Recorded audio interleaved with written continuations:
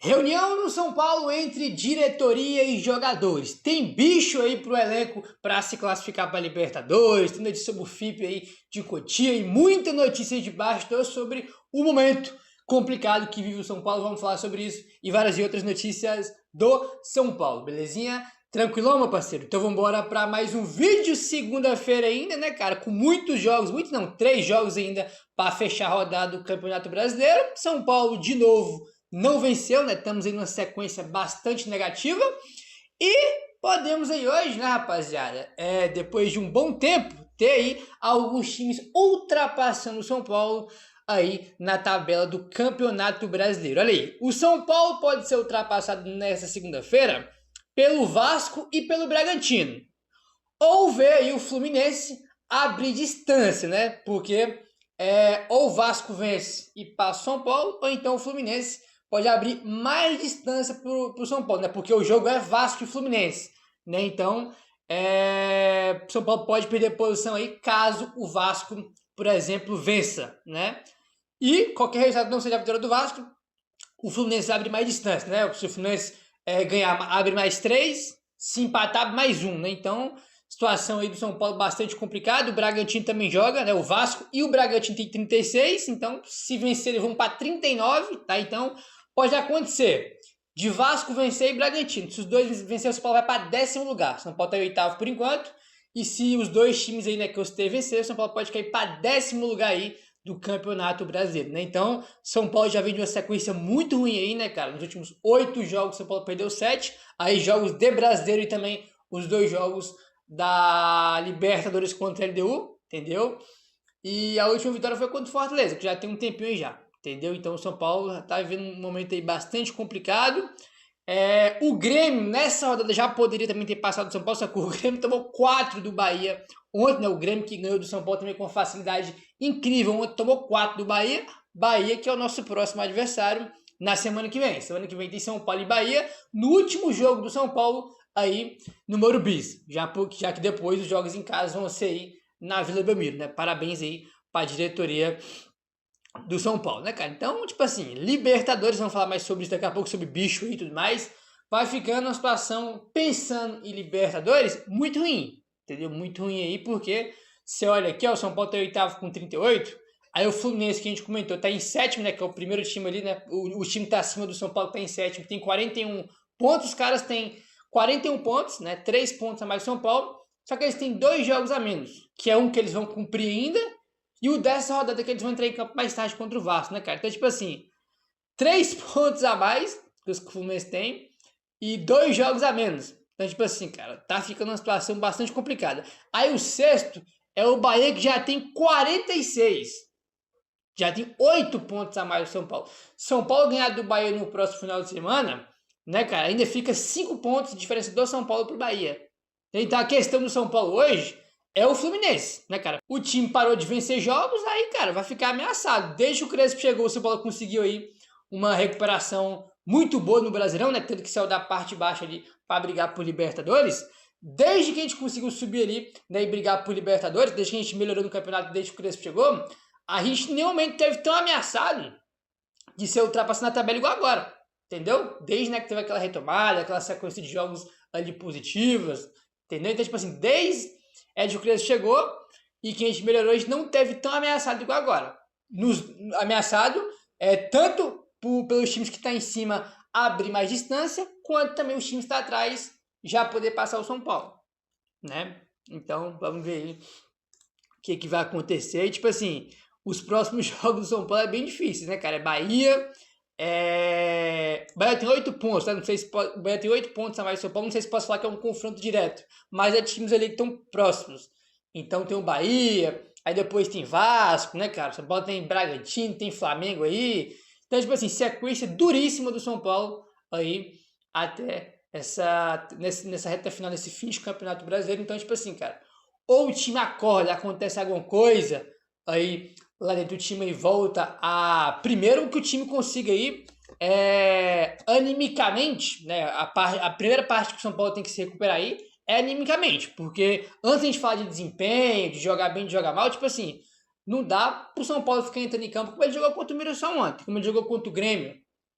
Tipo assim, um time completamente apático, desinteressado e morre, não tem como. Entendeu? Porque jogar bem, jogar mal faz parte do futebol. Jogar bem, jogar mal, ganhar, perder, entendeu? Oscilar faz parte. Agora, animicamente o time tá morto, mano. Tipo assim, São Paulo, você vê o São Paulo em campo, é um velório. Ninguém reclama, ninguém contesta, ninguém reclama com a arbitragem, ninguém se indigna com nada. Então, tipo assim, cara, complicado. Né?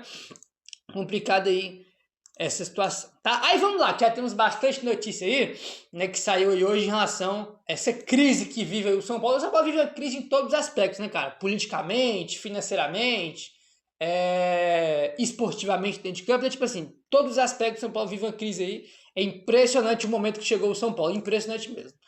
Aí vamos lá, rapaziada. Olha só a informação que trouxe o André Hernan.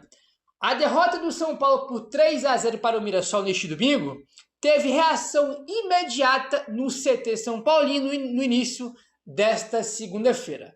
Segundo a apuração aí do André Hernan na ESPN, o presidente Júlio Casares convocou uma reunião com os jogadores e a comissão técnica para terça-feira amanhã no CT da Barra Funda, para tratar do momento do time e dar um incentivo nessa reta final de temporada, tá? Então amanhã, na terça-feira, tem uma reunião aí do Casares com a comissão técnica do Crespo e também com os jogadores, tá? Para dar um incentivo, né? Um incentivo aí nessa reta final de campeonato brasileiro. Precisa de incentivo, né, cara? Os caras estão precisando realmente de incentivo aí, né? Vou te contar aí o negócio, entendeu? Aí também tá, Gabriel, que incentivo é esse? Incentivo é um bicho para se classificar para Libertadores. Só que eu acho que esse bicho aí talvez tenha vindo tarde demais, né? Talvez tinha que ter pensado nisso aí algumas rodadas atrás, né? Verdade é essa. Aí tá aí, ó.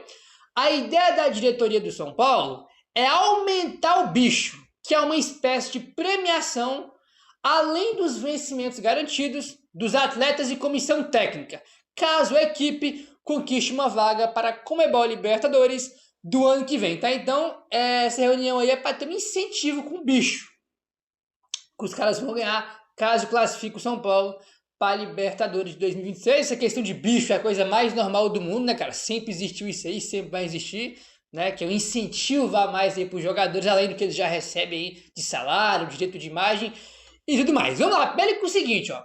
A ideia da diretoria do São Paulo é aumentar o bicho. Então, se vai aumentar o bicho, é porque já teve um bicho que foi oferecido, né? Aumentar o bicho, tá aqui. Então, a diretoria já deve ter oferecido o bicho para os jogadores e agora vai aumentar isso aí, né? Então, tipo assim, eu não sei se eu fico mais preocupado com isso agora, porque se já teve um bicho que a diretoria ofereceu para se classificar para a Libertadores, os caras estão jogando igual jogo contra o Mirassol, igual jogo contra o Grêmio, aí é mais grave do que a gente imaginava. É tipo assim, até com bicho, com grana oferecendo para os caras ali, né? Uma grana ali a mais para os caras, até assim os caras estão jogando da forma que estão jogando, então, tipo assim, é mais preocupante ainda, entendeu? Então, amanhã vai ter essa reunião aí, né, cara? A diretoria vai dar esse bicho aí, né, cara? Vai aumentar esse bicho aí, caso os caras aí consigam classificar o São Paulo para Libertadores, né? Assim, é obrigação do elenco do São Paulo, de todo mundo do São Paulo, o mínimo para a temporada era classificar o São Paulo para Libertadores. Então, tipo assim, é uma obrigação de vocês, tá? Porque, assim, nem um título na temporada e nem vaga para Libertadores é um fracasso por completo, entendeu? O mínimo do mínimo do mínimo do mínimo do aceitável era conquistar a vaga para a Libertadores do ano que vem. O São Paulo todo ano tem que disputar a Libertadores. E não sei que esse papinho, que é melhor disputar a Sul-Americana. Nunca foi e nunca vai ser melhor disputar a Sul-Americana. O melhor é sempre disputar a Libertadores da América. Por mais que a diretoria seja tão ruim e eles se merecem, né, Sul-Americana, o São Paulo e a torcida não merecem. Entendeu? Competição, cara, pô, com todo respeito, cara, uma porcaria de competição, a verdade é essa. Ainda mais que o São Paulo já ganhou a Sul-Americana uma vez. E nenhum cenário aí é melhor o São Paulo jogar a Sul-Americana do que a Libertadores. Tipo assim, é apequenar ainda mais o São Paulo, né? E aceitar tudo que vai acontecendo aí em relação às gestões dos últimos anos e que vem destruindo aí o São Paulo, né? Aí temos mais, vamos lá, já falamos aí sobre o bicho, sobre a reunião que vai ter aí amanhã, e temos mais mudanças, tá? E também informação do André Hernan. A pedido do presidente Júlio Casares, o superintendente Márcio Calormagno vai dar expediente no CT da Barra Funda. Essa é mais uma medida das várias que o São Paulo tenta para amenizar a crise do time. né? Então, a primeira, né, depois do que aconteceu ontem, a diretoria quer fazer algumas mudanças. Uma delas é o bicho para os jogadores vai ser oferecido amanhã na reunião. E a segunda questão aí é o Márcio Calor Magno, né, vai dar expediente no CT da Barra Funda a pedido do Casares. Entendeu? Márcio Calor Magno aí.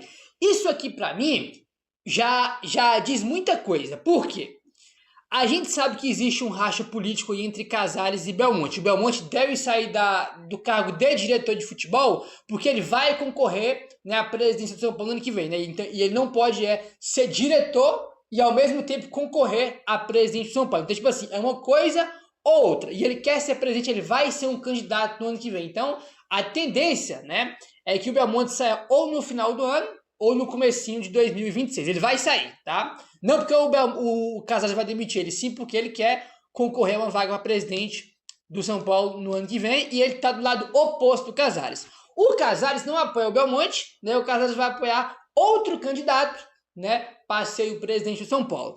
E já há algum tempo vem se falado aí no Márcio Calor Magno, né? Então, agora, nessa altura do campeonato, o Casares colocar o Márcio Calor Magno, aí, que é superintendente, né, para dar expediente na Barra Funda, me tá cheirando aí que, pelo menos em relação ao Casares, está escolhido aí e definido quem vai ser o candidato do Casares para presidente do São Paulo no ano que vem. Tá muito claro depois dessa informação aí que saiu, entendeu? Tá muito claro para mim. Isso aí é claramente, pelo menos para mim, tá? Para mim é muito claro que isso é um movimento político já para começar a dar visibilidade aí pro candidato do Casares em 2026, que depois dessa informação aqui eu não tenho dúvida nenhuma que o candidato dele vai ser o Márcio Calor Magno, entendeu? E para mim agora tá muito, muito claro esse movimento aí do Casares, né? A gente já vi várias informações em relação a bastidor de política, entendeu? E depois dessa informação aqui, cara, tipo assim, tá muito claro aí que ele vai ser o candidato do Casares no ano que vem, né? Agora já começando a querer colocar ele na Barra Funda, dar mais visibilidade pro Márcio Calor Magno, né? Então, para mim, esse movimento é muito claro. Tem nome e sobrenome, né? Colocar o Márcio Calor Magno aí como candidato do próprio Casares na eleição do ano que vem. No caso, ser um candidato à eleição aí. Aí, o que acontece? Outro ponto em relação também à política do São Paulo é que o Casares, ele tem um plano. Qual que é o plano? Ele vai indicar um candidato, né, dele para brigar pela eleição no ano que vem. E, como ele colocando esse candidato para ser o presidente, para poder ser o presidente, ele tem a ideia de voltar, tá, a ser presidente de São Paulo no centenário do clube. Então, cara, tipo assim, ele vai usar aí um candidato para ser presidente de São Paulo na próxima gestão, né, no próximo mandato, e ele voltar depois para ser o presidente aí do centenário do São Paulo, tá? Então, esse aí é o plano, é a ideia do Casares aí, porque ele quer voltar aí no centenário do São Paulo. Então, tipo assim, rapaziada, a questão é o seguinte, a gente tá ainda, né, em novembro, nem acaba a temporada, tem mais um ano e alguns meses de gestão do Casares, mas tem um cenário aqui, né, muito claro, né, tem uma chance muito grande aqui, desde ano que vem, Belmonte de um lado e Márcio Calor Magno do outro, cada um aí competindo, né, cara, aí para ser o novo presidente do São Paulo. Óbvio que tem outras chapas, outros candidatos, mas os mais fortes é o Belmonte, que ele vai ser um, e o outro também que vai ser muito forte é o candidato aí, que vai ser do Casares, que, pela onda da carruagem, é o Márcio Calor Magno. Então, a chance de a gente ver Márcio Calor Magno e Belmonte ano que vem brigando aí, né? Brigando que eu falo, né, no caso aí, disputando para ser o próximo presidente, é muito, muito grande, tá? A chance disso acontecer é bastante grande. Aí, deu tipo assim, um negócio bem, bem gritante. Aí, por causa desses movimentos aí que o Casares já vem fazendo aí, tá bom? Enfim, vamos seguindo aqui agora e tem mais informação aqui, né? Já comentamos sobre o bicho, já comentamos aí também sobre o Márcio Calor Magno e agora sobre uma notícia aí, né, que é sobre o FIP de Cotia, que é um assunto aí muito delicado e muito polêmico, porque grande parte da torcida, ou toda a torcida, é contra esse FIP de Cotia, que é literalmente vender uma parte de Cotia, né? O Casares aí fala que não é vender, mas é sim, né? Vender, até porque tem jornalista que já falou que essa porcentagem aí de venda de Cotia, tem gente que fala que é para sempre, eu não sei, né? Mas já vi jornalistas falando que é para sempre, tem gente que fala que é 10 anos, tem gente que fala que é para sempre, então é sim vender Cotia, né? Mesmo que seja por um determinado tempo. Então, tipo assim, É um negócio assim, cara, bizarro, né? Esse FIP de Cotia é um negócio que não tem nem pé nem cabeça. Aí olha só essa aqui, informação do Marcelo Bacejo. Em meio à crise no São Paulo, Júlio Casares suspendeu temporariamente as conversas sobre o FIP de Cotia, fundo de investimento que visa a captação de 250 milhões em troca de 30% das categorias de base do clube. Tá? Então, por causa da crise, o Casares aí suspendeu, né, as conversas aí sobre o assunto. Só que a gente sabe muito bem, né, Casares, que a gente não é otário, né, você pode enganar um, você pode enganar outro, mas a gente sabe muito bem que esse suspendeu não suspendeu porra nenhuma. É um assunto delicado. Esse assunto tem uma rejeição muito maior, tá, do que apoio a esse projeto do FIP de Cotia. Eu falo da torcida e lá dentro do São Paulo, porque o próprio Conselho do São Paulo, né, que os conselheiros têm que aprovar ou reprovar esse fundo, os próprios conselheiros, tem mais conselheiro que é contra, tá, esse FIP de Cotia do que a favor. Ele sabe muito bem que se ele for botar isso no conselho para aprovar agora, não vai aprovar, né? Porque, primeiro que o projeto é ridículo, né? O projeto é ridículo. Fora que, como tudo que o cara faz na gestão dele dá ruim, né? A parte financeira, né? Vendo o jogador de base, o time esportivamente não vai para frente, tipo assim, tudo da gestão dá errado, tudo da gestão é ruim. E o projeto é um lixo, os conselheiros são contra esse projeto. Então, ele sabe muito bem, ele está lá dentro, ele sabe melhor que ninguém, que tem uma rejeição grande por parte dos conselheiros e que isso aqui não vai aprovar. Então, ele está, né, deixando apaziguar aí as coisas, né, cara? Para depois aí ele voltar com esse assunto de novo. Porque se for fazer essa votação no conselho agora, não vai passar. Entendeu? A gestão é tão ruim que até os conselheiros ali, né, que a maioria apoiava ele, muitos já estão deixando de apoiar. De tão ruim que é a gestão, pra vocês verem. Meu querido, se inscreve no canal, deixa o like, falou, tamo junto e saudações tricolores.